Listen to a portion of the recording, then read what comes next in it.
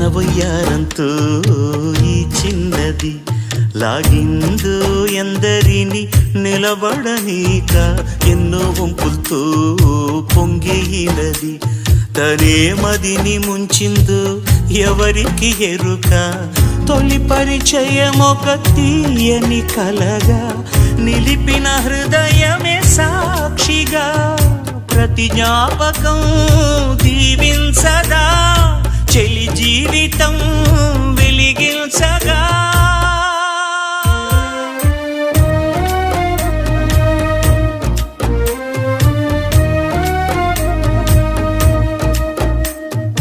అల్లంత దూరాల తారక కళ్ళెదుట నిలిచింద ఈ తీరుగా